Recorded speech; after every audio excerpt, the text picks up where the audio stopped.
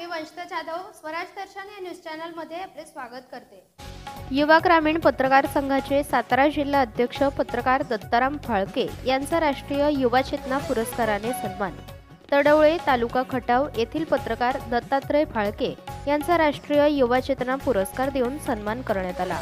हा पुरस्कार काव्यमित्र संस्थेचे संस्थापक अध्यक्ष श्री राजेंद्र विमलाई श्रीमंत सरगर यांच्या मार्गदर्शनाखाली काव्यमित्र संस्थेच्या वतीने सलग 24व्या वर्षी आयोजित रयतेचा राजा छत्रपती शिवाजी महाराज व परिवर्तनवादी राष्ट्रसंत गाडगेबाबा यांच्या जयंतीचे औचित्य साधून त्यांना राष्ट्रीय युवा चेतना पुरस्कार देण्यात आला।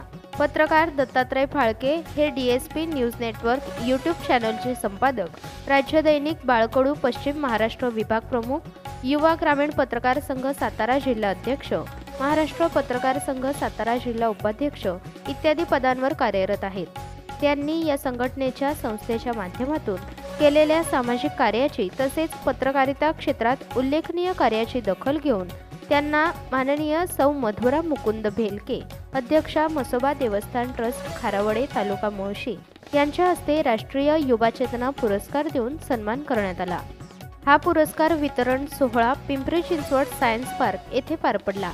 या पुरस्कार वितरण सोहळ्यासाठी प्रमुख पाहुणे म्हणून माननीय सौ मधुरा भेलके अध्यक्षा मसोबा देवस्थान ट्रस्ट खारावडे तालुका मुळशी, माननीय ॲडव्होकेट तुषार पाचपुते प्रसिद्ध युवा कायदेतज्ञ पुणे, माननीय महेश कदम उपाध्यक्ष मराठा बिझनेसमन फोरम सातारा, सौ अस्मिता सावंत इत्यादी मान्यवर उपस्थित होते।